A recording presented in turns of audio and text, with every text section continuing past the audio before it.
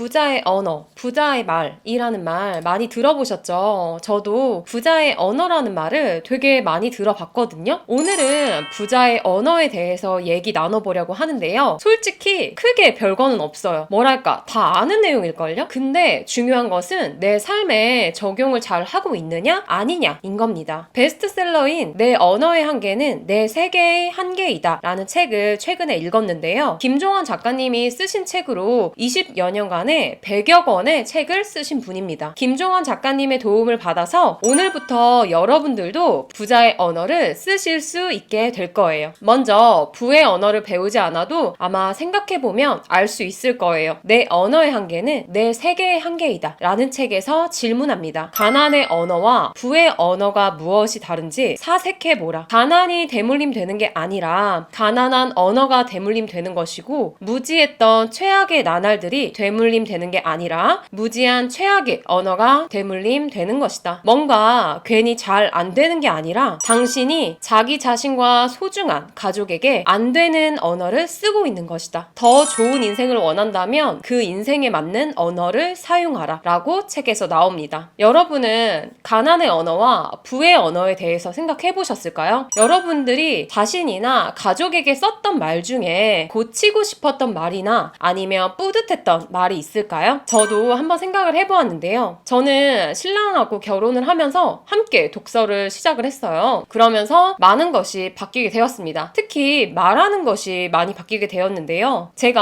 저도 이제 피곤할 때 오늘 너무 피곤해서 진짜 아무것도 하기 싫다 라고 제가 신랑에게 얘기를 하면 신랑이 그렇게 얘기하면 조금 피곤했던 것도 더 피곤해져. 그렇게 얘기하지 않는 것이 자기한테 좋아 라고 말하던 사람입니다. 요즘은 오히려 제가 피곤하다고 말했던 거와 반대로 신랑이 요즘 내가 성과가 기대한 만큼 나오지 않아서 너무 답답해 라고 얘기할 때가 있더라고요. 그래서 저는 자기 정도면 이미 많은 성과를 냈고 잘하고 있는 거야. 꾸준히 하는 것이 힘이 되는 거지 라고 이야기를 해줍니다. 그래서 요즘 서로가 지칠 때 서로에게 부의 언어를 쓴다고 느껴져서 참 감사하다는 생각이 듭니다. 이렇게 서로에게 힘을 북돋워주는 말이 부의 언어가 아닌가라고 저는 생각을 해봤습니다. 그래도 가난의 언어, 부의 언어가 무엇인지 정확하게 모르시겠다고요? 사실 내 언어의 한계는 내 세계의 한계이다 라는 책에서도 구체적으로 설명하지는 않더라고요. 그래서 제가 단순하게 한번 생각을 해보았는데요. 제가 생각했을 때 가난의 언어는 부정적이고 기운을 빼앗는 언어들이라고 생각을 합니다. 그리고 부의 언어는 긍정적이고 기운을 북돋는 언어라고 생각을 했습니다. 여러분들의 생각은 어떤지 궁금하네요. 미야모토 마유미님이 쓰신 운을 부르는 부자의 말투라는 책에서 부의 언어에 대한 꿀팁들이 소개되는데요. 몇 가지만 알아보도록 할게요. 첫째는 일을 좋아한다고 말해라 라고 나옵니다. 많은 사람들이 일하기 싫다고 하잖아요. 저도 그랬고요. 하지만 부자는 남들과는 달라야 하기에 쓰는 말도 일반적인 사람들과 달라야 한다고 하더라고요. 두 번째는요, 목소리 톤을 높이라고 얘기를 해요. 목소리 톤을 높이면 없던 기운도 생긴다고 합니다. 목소리 톤이 밝으면 좋은 인상을 주기 때문에 목소리 톤에 신경을 쓰는 것도 부자의 언어라고 얘기를 해요. 그리고 세 번째로 매력적인 말들에 대해서 소개를 하는데요. 바로 사랑이 담긴 밝은 말, 모두가 기분 좋아질 만한 말, 자기도 모르게 웃음이 튀어나올 만한 유머러스한 말, 남에게 그래 해보는 거야 라고 하는 의욕을 줄 만한 말, 이러한 말들을 자주 하면 사람들에게 사랑도 받고 돈도 따를 것이 분명하다고 했습니다. 좋은 말은 돈 한 푼 들이지 않고 할 수 있는 최고의 선물이라고 합니다. 들어보면 알겠죠? 부자의 말투, 부자의 언어가 우리가 모르는 게 아니라는 걸요. 알면서도 안 썼던 경우가 많습니다. 두 번째 말씀드리고 싶은 거는요, 결국 모든 것을 해내는 사람의 질문은 방향이 다르다는 것입니다. 각 분야의 전문가에서 온갖 정보에 대한 내용을 다 듣고 나서 마지막에 질문하는 방식을 보면 그 사람이 투자 또는 자녀 교육, 기획, 마케팅 같은 분야에서 성공할지 아니면 실패할지 거의 100%에 가깝게 짐작할 수 있다고 김종원 작가님은 말합니다. 분야에 상관없이 늘 실패하는 사람은 이렇게 묻는다고 해요. 그래서 지금 제가 투자해야 되나요? 언제 빠져나가면 되죠? 그래서 내 아이에게 적용하려면 어떻게 해야 되는 건가요? 그들은 언제나 가장 좋은 방법을 누군가 대신 생각해서 자신에게 알려주기를 바랍니다. 반대로 늘 성공하는 사람들의 질문의 방향은 다르다는 겁니다. 그들은 전문가가 아닌 자기 자신에게 묻는다고 해요. 그럼 언제 투자를 시작하는 게 좋을까? 언제 빠져나온 게 적절할까? 이걸 내 아이에게도 적용하기 위해서는 나는 어떻게 해야 하는 걸까? 모든 것을 다 완벽하게 배운 후에 마지막에 누구에게 질문하느냐에 따라서 그 배움의 결과가 완성된다고 합니다. 물론 생각하는 행동 자체가 쉬운 것이 아닙니다. 그러니까 벗어나고 싶고 생각하기 싫은 경우가 되게 많죠. 그러나 아무리 생각이 힘들어도 원하는 것이 분명하다면 계속 생각해야 합니다. 강력한 실천을 하기 위해서 가장 마지막 질문은 언제나 자기 자신에게 던지는 것이 필요합니다. 누구에게 무엇을 배웠든 마지막의 질문은 자신에게 던져라. 쉽고 빠르게 찾은 답은 아닐 수 있기 때문에 오랫동안 자신에게 질문하고 또 질문해야 합니다. 세상에서 가장 멋진 질문은 자기 자신에게 던지는 질문이다. 그래서